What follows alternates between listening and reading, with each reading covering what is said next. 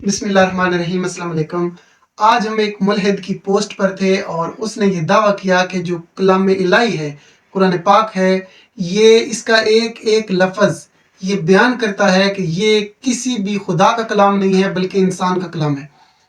تو ہم نے ان سے کہا بھئی سر آپ بھی تھوڑا زور لگا لیں اور کوئی اس کی جیسی ایک صورت پیش کر دیں، کیونکہ آپ کو پتہ ہے قرآن پاک میں چیپٹر نمبر 2 ورس نمبر 23 میں اللہ سبحانہ وتعالیٰ نے فرمایا کہ اگر ہم نے جو اپنے بندے پر نازل کیا اگر تمہیں اس میں شک ہے اور تم اس میں سچے ہو تو اس کے جیسی کوئی ایک صورت بنا لو۔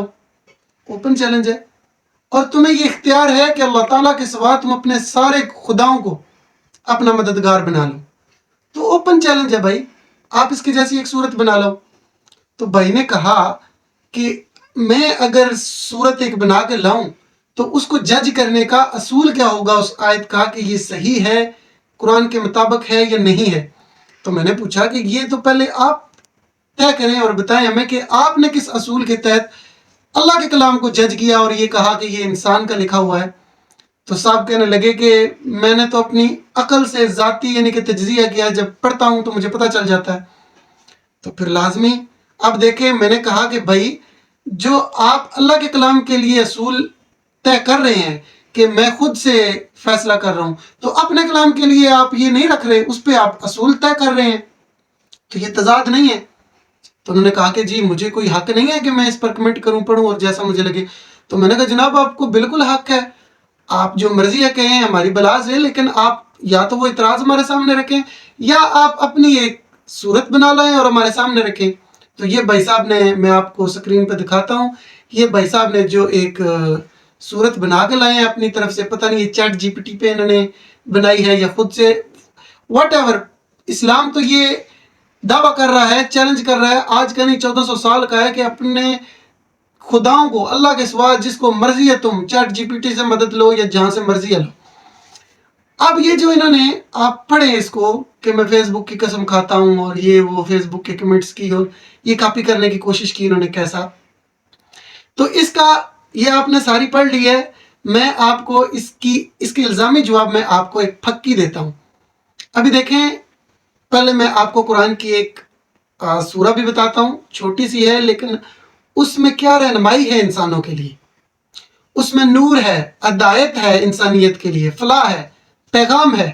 قرآن کی کاپی کرنے کا مطلب، اس کے مثل لانے کا مطلب صرف یہ نہیں ہے کہ آپ اس کے مضمون کو لیں، متن کو لیں اور اسی کے الفاظ کی جگہ اپنے چند الفاظ لگا کے ہیرا پھیری کر کے کہیں گے جی دیکھیں میں نے صورت بنا لی، ایک مضمون بنا لیا۔ نہیں، بلکہ اس میں اس کے مقابل، وہ تو ہو ہی نہیں سکتا، خیر اس کے مقابل وزن والی بات ہونی چاہیے جو انسانیت کے لیے رہنمائی ہو۔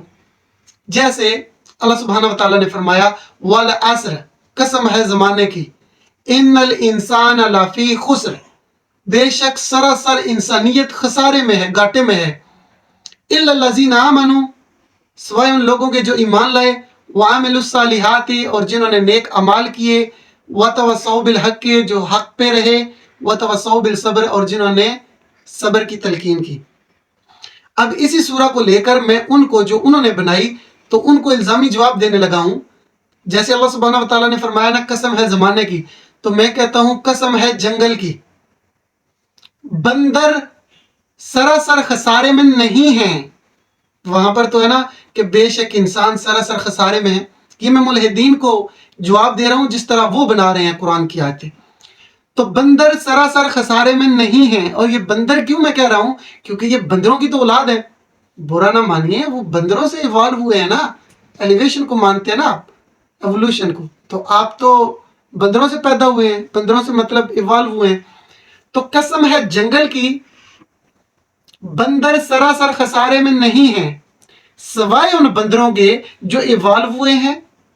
باقی سارے جو نارمل بندر ہیں نا، ابھی تک بندر ہیں، وہ خسارے میں نہیں ہیں، کیونکہ یہ کہتے ہیں بندروں سے، چمپینزی سے ہم ایوالو ہو کر آ گئے ہیں، تو بھئی اتنے انسان بن گئے ہیں تو بندر تو بھی وہیں پر ہیں، ان کو تو ختم ہو جانا چاہیے تھا۔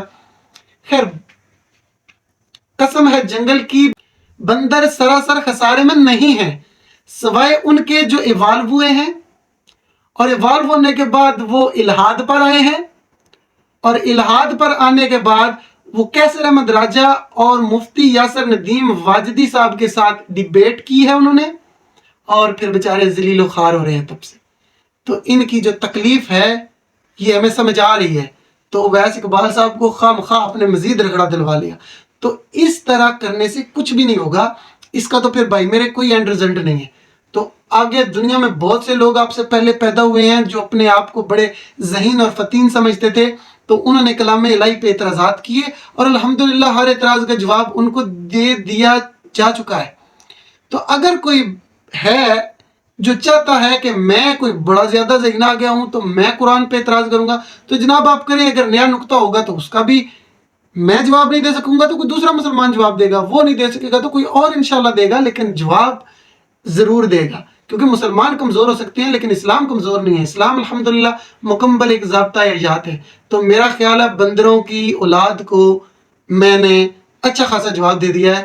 تو اس طرح نہیں ہوتا کہ آپ اس طرح ایک صورت بنا لیں، وہی الفاظ اور متن لے کر الفاظ کی آہر پھیر کر کے تو آپ بنا لیں۔ اس سے پہلے بھی عرب میں ایک شخص نے ایسا ہی دعویٰ کیا تھا، تو جو سورہ نا القاریہ، القاریات ملقاریہ وما ادراک ملقاریہ، کھڑکھڑانے والی، کیا ہے کھڑکھڑانے والی، اور تم کیا جانو کہ کھڑکھڑانے والی کیا ہے؟ یہ تو قیامت کی دستک کی بات ہو رہی تھی۔ تو اس بدبخت نے اسی کو کاپی کر کے لکھا، ہاتھی، کیا ہے ہاتھی، اور تم کیا جانو کہ کیا ہے ہاتھی؟